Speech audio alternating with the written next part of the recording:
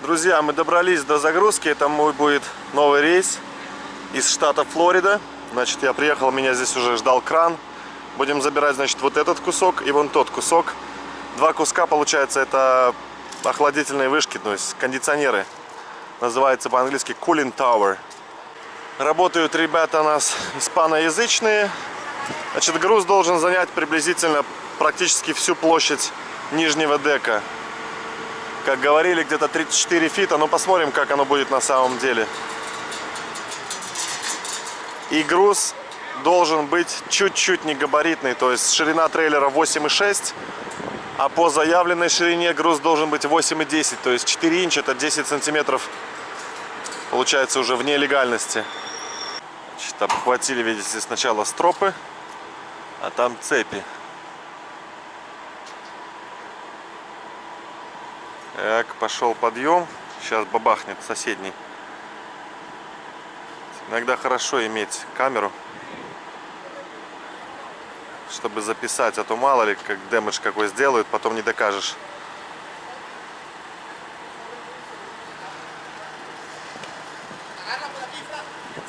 Давай, давай, держи, держи. Перный театр. Все вроде нормально. Второй пошел. Сейчас как шмякнет. Знаете, пацаны, прикол? Прикол в том, что вот это говнище надо заторповать. Спрашивали, что такое заторповать? Это покрыть брезентом, ребята. Типа от дождя. Я говорю, какой дождь? У них вода внутри, говорю, льется. Он у вас на улице стоит. Не, говорит, надо вот это вот защитить. Вот эти, видите, черные. Вот это вот от ветра. Ветер поломает их. Короче, бред. Потому что это торповать просто, ну, нереально. Там углы острые такие, что меня тарп весь порвет. Короче, посмотрим сейчас, что будем делать. Сразу видно, пацанчики в работе. Надо попросить их, чтобы они, наверное, поближе поставили немножечко. Ну что, ребят, вот такая халабуда получилась. Короче, честно говоря, не знаю, что это будет. Ну, вот так вот теперь выглядит, значит. Два тарпа пришлось кинуть. Очень огромное большое спасибо вот этим испаноязычным ребятам. Прямо я не ожидал. Это редко такое где-то встретишь, чтобы они помогали.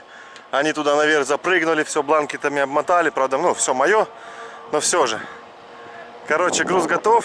Мы выезжаем в штат Делавэр. Друзья, как можно не любить, а? Такую работу. Смотрите. Прекрасная дорога. Ровненько, чистенько. 3 полосы. Сейчас подъезжаю к городу Джексонвилл. Это такой последний, скажем так, на выезде большой-большой город. Вот, Юрка здесь живет, Козярский, ему привет огромный. Тоже дальнобойщик. Вот, а мы тем временем сделали остановку. Покормили Фреддика, заправили полные баки. У меня здесь во Флориде, Сант-Августин, хорошая скидка на топливо. И продолжаем двигаться в штат Делавэр. Разгрузка в пятницу. Сегодня с вечера среды. И получается ехать мне еще... В общей сложности мне ехать 1200 миль. Вы видите, да, по 95-й дороге мы поднимаемся ровненько строго на север, через город Вашингтон, Балтимор. И попадаем в штат Делавэр, где и будем разгружаться в пятницу утром.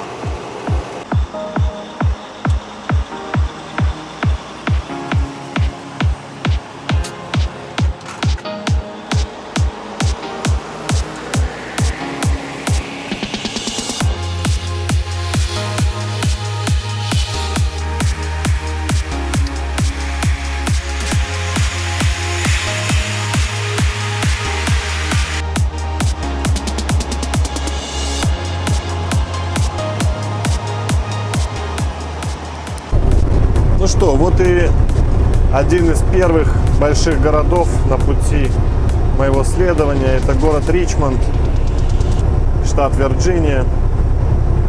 Значит, отсюда, можно так сказать, начинается уже восточное побережье. Дальше у меня будет Вашингтон, столица. Потом после Вашингтона будет Балтимор. После Балтимора как раз будет мое место. Это город Вилмингтон, Делавэр. А дальше идет уже там Филадельфия, Пенсильвания, Нью-Джерси и Нью-Йорк.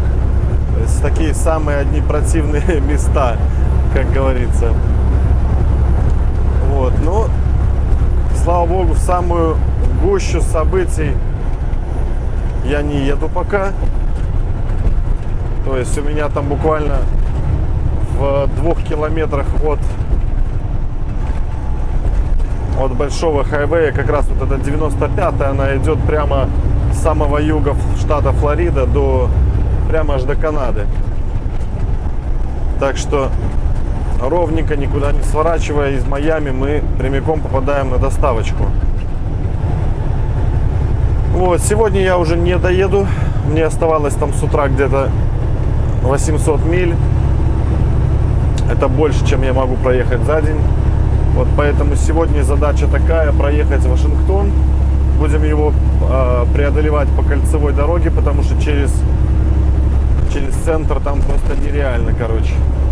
Вот. Ну и вторая проблема — это пробки, потому что сейчас самое время будет. 2 часа дня сейчас.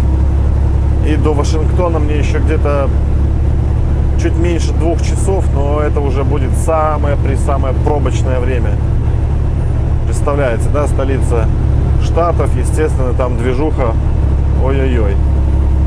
Вот. Ну и уже между Балтимором и Вашингтоном там есть огроменный тракстап. Надеюсь, я найду там сегодня себе местечко. Ребят, добрался я до своей ночной стоянки. Значит, идет заправка. Хотел просто показать, почем топливо. Ну, многие знают, но все же. Значит, смотрите, топливо 3,59. Это у нас штат Мэриленд.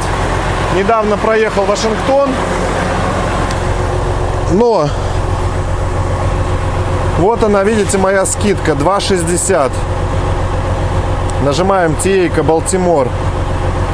То есть цена на заправке 3,60 практически. Но скидка Ленстара здесь практически доллар с галлона. То есть если я сейчас заправлю где-то 130 галлонов, то будет моя скидка $130. Я считаю, что неплохо. Кстати, это самая большая скидка, которую я встречал вот за полгода работы. Обычно это 40 центов, 50 центов, бывает 60. Но доллар — это прямо очень хорошо. Сейчас паркуюсь и... То есть заправляюсь и еду парковаться. Еще причина почему: потому что здесь платная парковка. А если вы заправляетесь, то это уже как бы входит в стоимость. Поэтому я решил и заправиться, и сэкономить деньги на оплате парковки. Так что, в принципе, неплохо на сегодня. Всем, как говорится, утро морген. Сейчас включу свет, чтобы чуть-чуть получше было видно. Значит, я все добрался до места выгрузки. Это называется такая компания Crane Service. Видите, у них много всяких кранов, и они занимаются арендой их. Вот этот кран, допустим, я спросил у них, он весит 165 тысяч паундов. Это, короче, грубо говоря, 80 тонн. И стоимость такого крана на день, чтобы арендовать, где-то 8-10 тысяч. Вот тот кран, мне такое чувство, кажется, что он вроде как будто бы поменьше. Но нет, он больше и мощнее. Вес его я не спросил, но аренда его стоит 15-20 тысяч за сутки. Вот. Ну а там такие маленькие краны, там они дешевые, по-моему, он сказал, там что-то в районе 1000-1500 в день. Значит, вон второй стоит чувак, который грузился после меня. Я не помню, видели вы, не видели. Короче, он приехал после меня, грузился после меня. Вот. Но он же сильно умный, понимаете. Я сюда, в общем, назначенное время на разгрузку было 8 утра, а я сюда приехал где-то в 6:10. Почему в 6:10? Потому что ехал специально, выезжал рано утром, чтобы миновать все пробки, все движухи, потому что было бы очень сложно. Здесь такая текучка машин очень большая. А этот, слышите, ушлый тип приехал, думал, сейчас он меня раньше объедет. И мне уже крановщики говорят, ну он же первый приехал. Я говорю, ну смотрите сами, мне по барабану. Ну просто такая вот политика людская. Значит, у них даже, видите, собственная заправочная станция есть, чтобы не ездить вот этими тяжеловесами. Потому что даже выезжая на объект, он должен покупать документы разрешающие, потому что у него вес в 2 раза зашкаливает. То есть если полная сцепка грузовик с грузом это 40 тонн, да, приблизительно 80 тысяч паундов, то это 165, то есть в 2 раза больше. Поэтому они платят огромные деньги только даже для того, чтобы перемещаться по городу. А вот эти все траки используются для того, чтобы возить дополнительный вес. То есть там лежат блины, которые позже они цепляют сзади как противовес. Значит, какая задача сейчас моя? Резинки я все поснимал. Вот эти 2 страпа я использовал. Почему? Потому что здесь у меня 2 тарпа. Всегда тарп это брезент, ребята. Всегда, допустим, если вы 2 используете, значит первый кладете задний, а наверх его кладете передний, чтобы потоки воздуха не сорвали его. И плюс еще, вот смотрите, где место соединения. Я кинул раз тарп, и еще вот там, то есть они друг на друга накладываются. Страпы, чтобы крепче все это дело держалось. Сейчас будем стягивать, складывать тарпы, готовиться к разгрузке.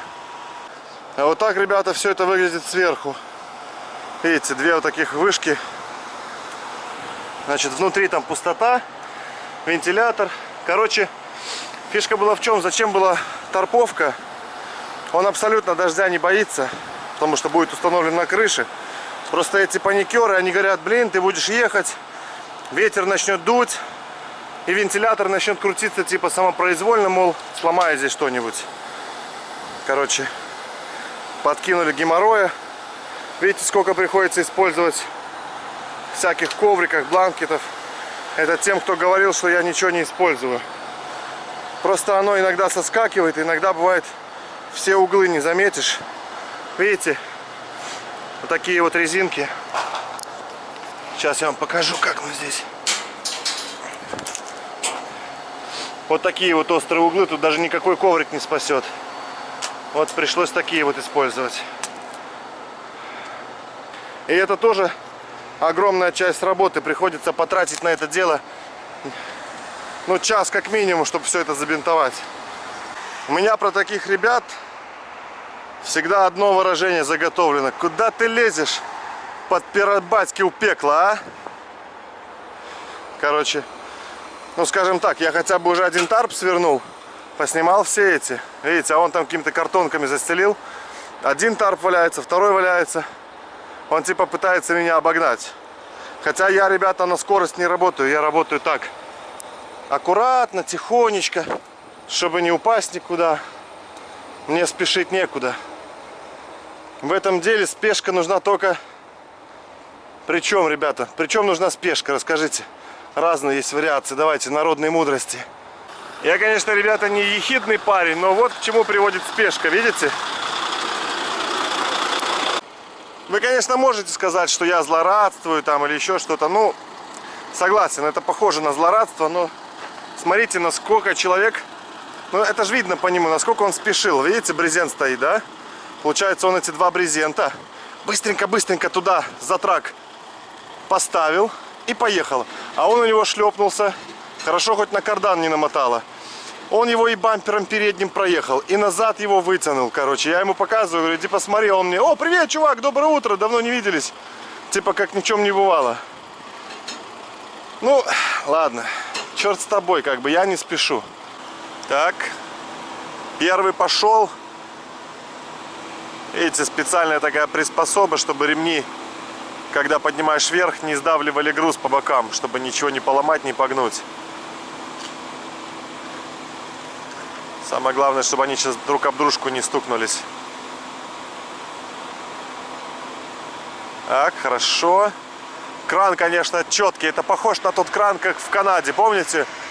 Он выдвигается, у него сколько получается? 1, 2, 3, 4, 5 выдвижных секций. У того, по-моему, побольше было. Вот и очередь второго. Второй пошел. Все, в принципе, на этом разгрузка заканчивается. Сейчас только подпишу документы и выезжаем. Вон, видите, какие знаки стоят. 12-10. Направо, если повернешь, написано, ваш трак не поместится. То есть, ну, были такие желающие, которые, видимо, ехали. Видят, что мост низкий, но все равно едет как бы в надежде, что у него получится.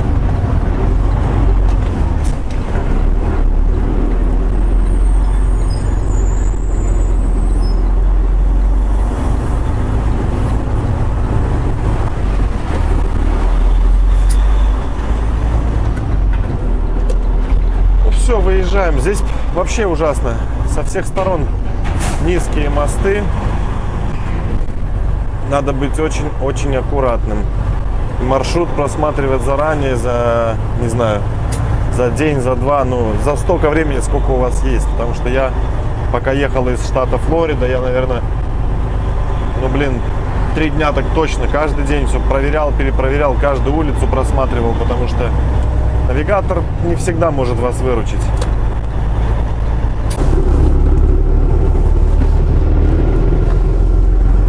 Заезжал на сервис-плазу. Что такое сервис-плаза? У нас, значит, есть платные дороги, называется Turnpike.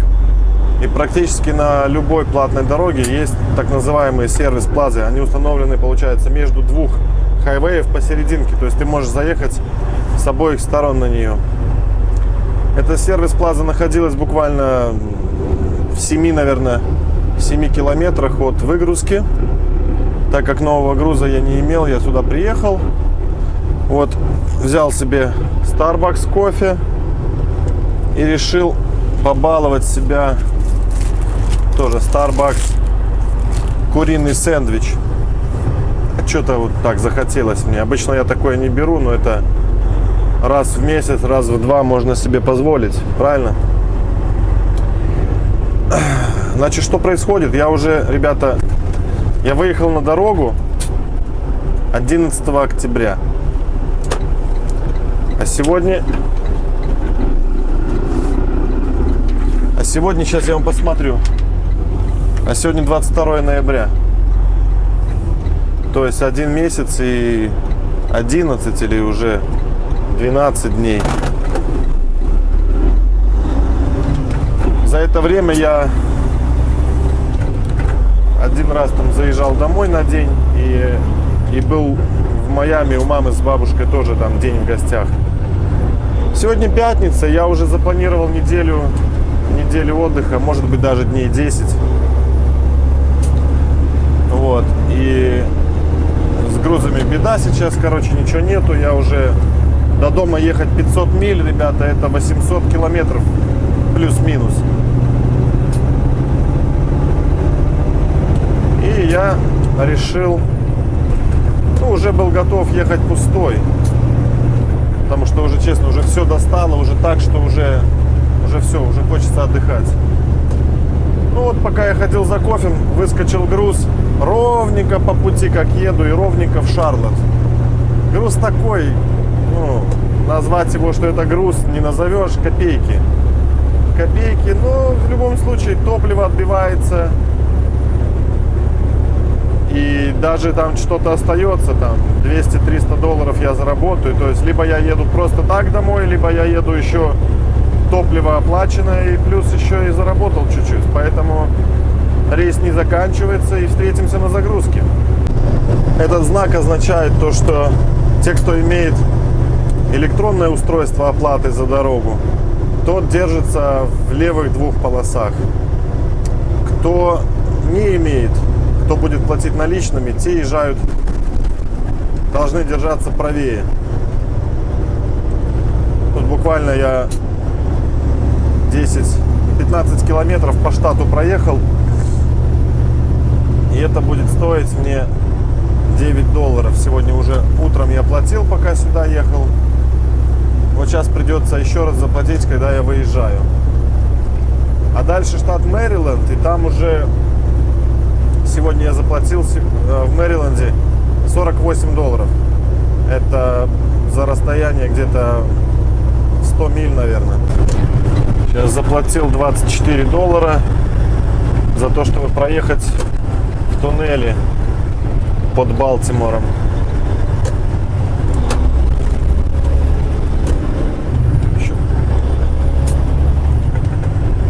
Такой вот симпатичный, получается, под водой, там под проливом,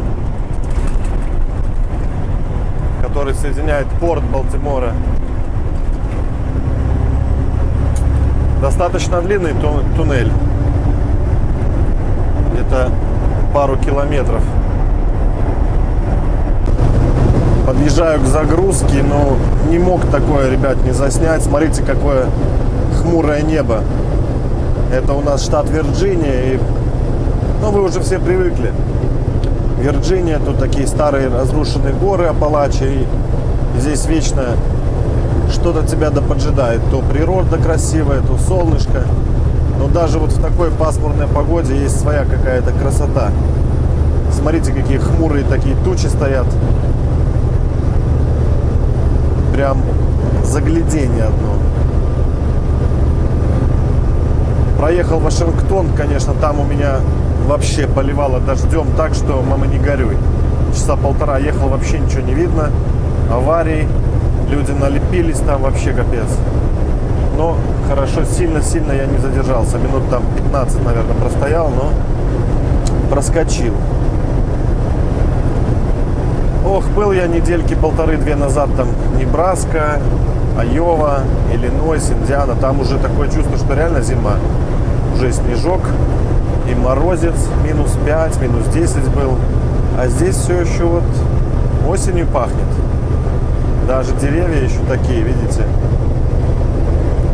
полужелтые, полузеленые. Короче говоря, здесь еще пока осень. Ну, будем надеяться, что еще поработаем немножко. Позволит нам зима немножко задержаться на дороге и подзаработать копеечку какую-то. Красота. Добрались до места загрузки. Пришлось мне немножко нарядиться. Каска, ботинки с железными носами и вот зеленая рубашка. Очки, если надо будет, попросят, то одену. Значит, сегодня загружаем мы этот. Сегодня, видите, компания серьезная, все это у них так очень сильно все по правилам. Значит, компания производит трубы, если видите, там трубы, здесь трубы. И очень много труб за вот этим зданием. Не знаю, снимать буду, не буду загрузку. Почему? Потому что у них тут какие-то, вот я говорю, очень строгие правила. В любом случае, там ничего интересного нет. У меня всего лишь одна труба какая-то железная, небольшая, легкая. Ну, кому-то понадобилось. Не знаю, мне все равно, что везти. Я могу даже воздух повезти, если заплатят, поэтому. Ну, в общем, потом покажу, как закрепил. А если получится, засниму, ребят. Мне вроде никто ничего не говорил. Сказали, подъедет кто-то. Неужели ты мне везут мою трубу? Очень на то похоже. Если она, значит, вот это мой груз. А если нет, значит, подождем что-то другое.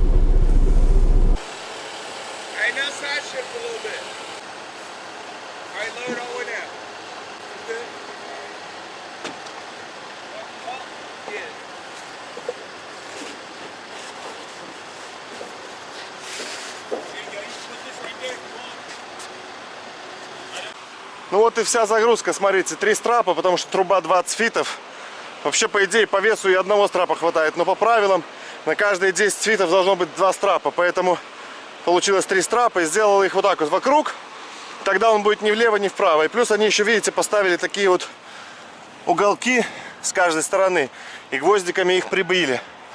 Все, труба весит 700 килограмм. Отправляемся в Шарлотт, в сторону дома. Самое время подкрепиться, потому что домой мне еще ехать 4,5 часа.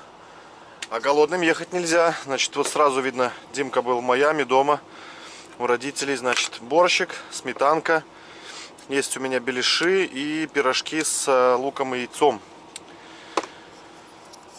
Так вот и так и живем. Ну, долго ехать домой, можно было бы голодным приехать, но 4,5 часа я еще успею проголодаться. Так что сейчас набираемся сил и в путь-дорогу.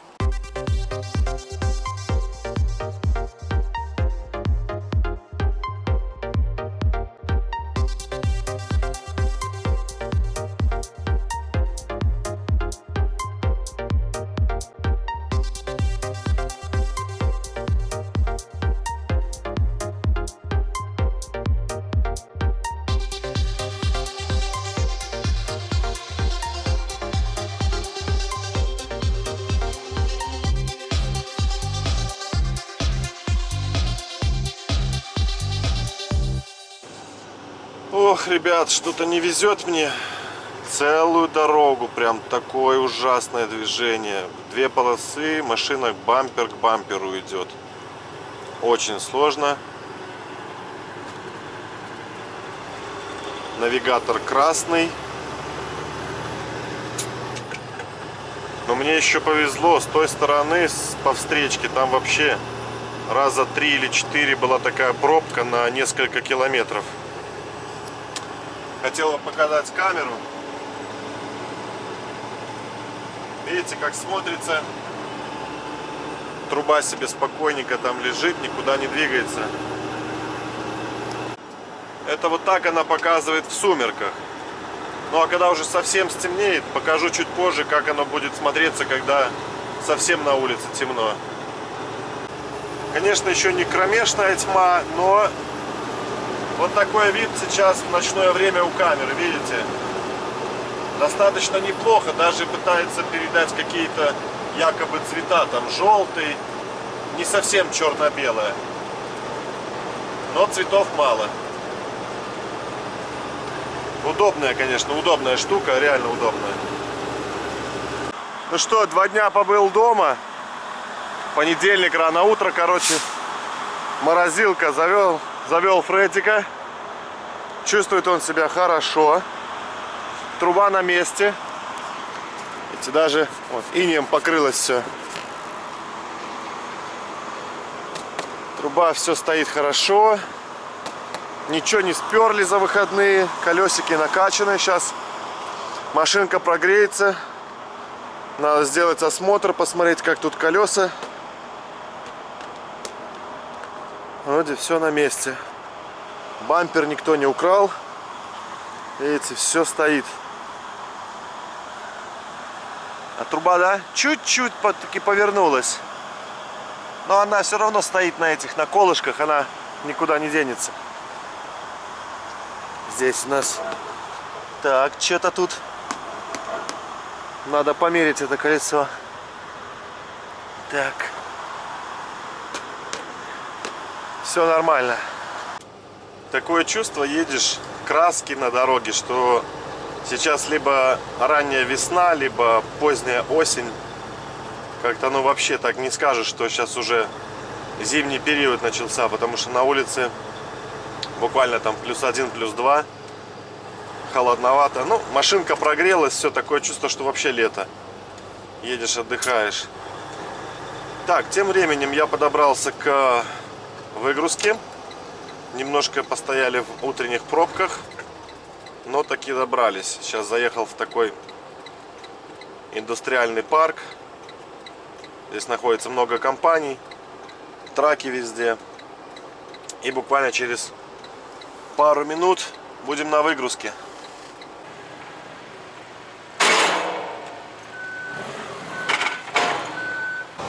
Вот и вся выгрузка, ребята. Ну, короче, опять разгрузка 6 минут, все, и поехал. То есть, ну, тут, в принципе, просто одна труба была. То есть, бывает, конечно, разгрузки час-два, а бывает вот так вот 6 минут, поэтому с этим грузом... Я его специально брал, потому что он домой идет. Мне вот домой ехать 45 минут. Я побыл в пятницу вечер, субботу, воскресенье. Сегодня понедельник, разгрузился. Сейчас обратно на парковочку и на недельку домой. Вот. Ну и уже встретимся через недельку. Начнем работать. Так что, друзья, спасибо большое за просмотр. Всем, кто ставит лайки, комментирует, остается со мной. Всем спасибо и до новых встреч. Всем пока.